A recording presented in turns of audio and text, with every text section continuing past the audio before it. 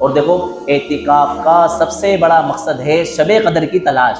اس شب قدر کے متعلق اللہ تبارک و تعالیٰ نے فرمایا انا انزلناہ فی لیلۃ القدر وما ادراک ما لیلۃ القدر، کہ ہم نے لیلۃ القدر میں قرآن کریم کو نازل کیا۔ آپ کو پتہ ہے لیلۃ القدر کیا ہے؟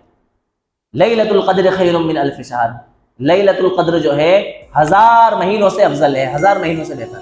تنزل الملائکۃ والروح فیہا باذن ربہم من کل امر، اس رات کے اندر فرشتے اور حضرت جبرائیل علیہ السلام آسمان سے اترتے ہیں۔ ہی حتی مطلع الفجر، اور یہ رات صبح صادق تک رہتی ہے۔ کب تک رہتی ہے؟ بس اب جو انسان اعتکاف میں بیٹھا ہوا ہے، جس نے اپنے آپ کو اللہ کے لیے اللہ کے گھر کے اندر قید کر دیا ہے، وہ انسان 24 گھنٹے اللہ تعالیٰ کی عبادت میں ہے۔ وہ اگر سویا ہوا بھی ہے تو سمجھ لو اس نے شب قدر کی عبادت کو کیا کر لیا؟ کیونکہ اعتکاف خود ایک عبادت ہے۔ انسان ذکر کر رہا ہے تو بھی عبادت کر رہا ہے، قرآن پڑھ رہا ہے تو بھی عبادت کر رہا ہے، ذکر کر رہا ہے تو بھی عبادت کر رہا ہے، تسبیح پڑھ رہا ہے تو بھی عبادت کر رہا ہے، نفلیں پڑھ رہا ہے تو بھی عبادت کر رہا ہے، اور سویا ہوا ہے تو بھی عبادت کر رہا ہے۔ اعتکاف کرنے والا انسان کیا ہے؟ سویا ہوا ہے تو بھی عبادت کر رہا ہے۔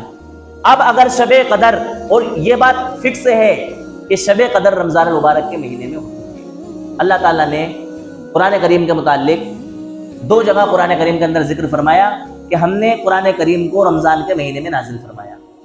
کائے میں نازل فرمایا؟ رمضان کے مہینے۔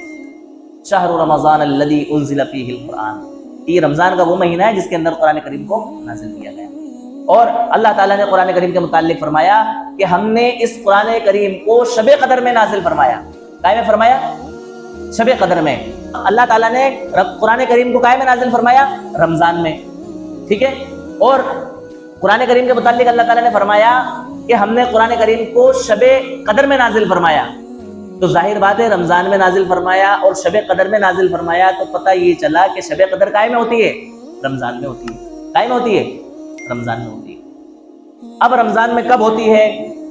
کوشش انسان کو یہ کرنا چاہیے کہ پورا رمضان عبادت کے لیے اپنے آپ کو فارغ کرے اور رات میں جاگے تاکہ اس کو شب قدر کی توفیق مل جائے اور شب قدر اس کو حاصل ہو جائے۔ لیکن اگر نہیں کر سکتا تو اس کے لیے اللہ کے رسول صلی اللہ علیہ وسلم نے آخری عشرے کے متعلق فرمایا کہ اس آخری عشرے کی طاق راتوں میں اس کو تلاش کرو۔ طاق مطلب بے جوڑ، 21ویں شب، 23ویں شب، 25ویں شب، 27ویں شب اور 29ویں شب میں اس کو کیا کرو؟ تلاش کرو۔ اور اتنا نہ کر سکو تو زیادہ سے زیادہ اتنا تو ضرور کرو کہ 27ویں شب کے اندر تم اس عبادت کے، اس شب قدر کی تلاش کے لیے اپنے آپ کو کیا کرو؟ فارغ کرو اور اس رات کے اندر عبادت کرو۔ اور کچھ نہیں کر سکتے تو کم سے کم اتنا کرو کہ عشاء کی نماز با جماعت پڑھو، سارے اس کے سنت اور نوافل جو ہیں وہ پڑھو، تراویح کی نماز پڑھو، اور جو کچھ ٹوٹی پھوٹی تمہیں 2-4 رکعت نماز عبادت کی اور نفلوں کی مل جائے وہ کرو۔ اگر نہ کر سکتے کوئی بات نہیں، فجر کی نماز با جماعت پڑھ لو، تم بھی عبادت کرنے والوں میں اور شب قدر کی تلاش کرنے والوں میں کیا ہو جاؤ گے؟ شامل۔ اتنا تو ہر انسان کر ہی سکتا ہے۔